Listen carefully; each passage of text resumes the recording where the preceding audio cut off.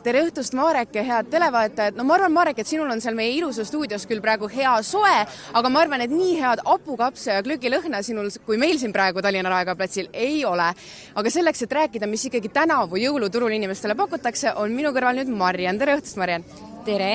No jõuluturg on ikkagi väga suur osa inimeste jõulust ja jõulutraditsioonidest, ja traditsioone ei tohi teatavasti väga palju muuta. Kas saab siis ikkagi küsida, et mis on tänavu teisiti?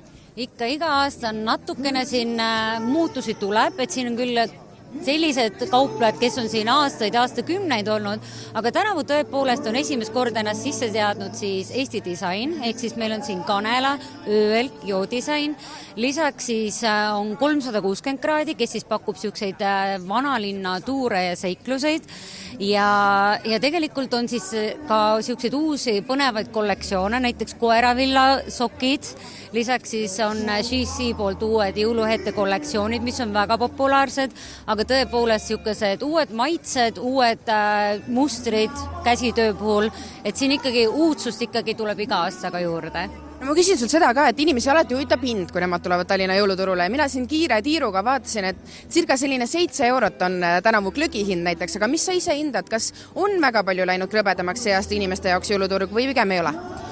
Jõuluturu hinnad krõbedamaks ei ole läinud, glögi hind on täpselt sama nagu möödunud aastal, 6–8 eurot, sõltuvalt siis kui suure vurtsuga glögi on võetud ja teine asi, mis on hästi oluline alati ka maha mainida, et jõuluturul on oma sööginõud olemas, oma topsid, omad taldrikud, tulge siia, kasutage neid ja viige tagasi, te saate täpselt 2 eurot pandiraha tagasi, nii nagu te siis algselt selle eest tasusite, et mingeid ringlustasusid ei lisandu, et ei ole vaja isegi tulla oma topsiga, kuigi oma tops on alati väga tore ja tervitatav, vaid võib julgelt kasutada jõuluturu nõusid, et need on tegelikult ikkagi tasuta, kui ilusti loodussäästvat need tagastada.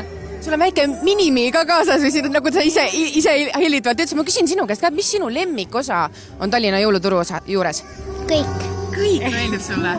Ja. See on nii tore vastus, aga Marian tõi meile siia kohe väga toreda müüja, kes on 25 aastat olnud ikkagi Tallinna jõuluturu osa. Ülle on meil siin, kui me saame inimeste seaks läbi, siis tegelikult ikkagi siin on nii palju rahvast, et vaba sentimeetrit on keeruline leida.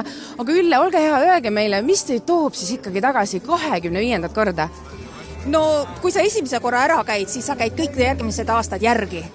Et ikkagi see jõule ei saa pidada ilma Tallinna jõuluturuta? Absoluutselt. No minu jõulud on kõik Tallinna jõuluturul olnud kogu aeg. Nii et... Kuidas inimesed on muutunud ja kuidas see Tallinna jõuluturg on muutunud nende aastatega? Inimesed ei ole muutunud. Inimesed on ikka samasugused, nagu nad on. Lõbusad, meeleolukad, rõõmsad. Mida veel vaja? Ja. Teie pakute inimestele selliseid ilusaid klaasist tehteid. Mis see ikkagi aastate jooksul kõige minevam kaup on? No jõulud ja ingel käivad käsikäes. Midagi ei ole teha. Jõulud ja ingel, see on väga ilus soov, millega me saame siit Tallinna jõuluturult praegu lõpetada. Tulge kindlasti kõik kaema, ei pea ootama jõuludeni, juba praegu on rahvast nii palju, nagu ma ütlesin, vaba kohta on raske leida, aga praegu annan sõna tagasi stuudiosse.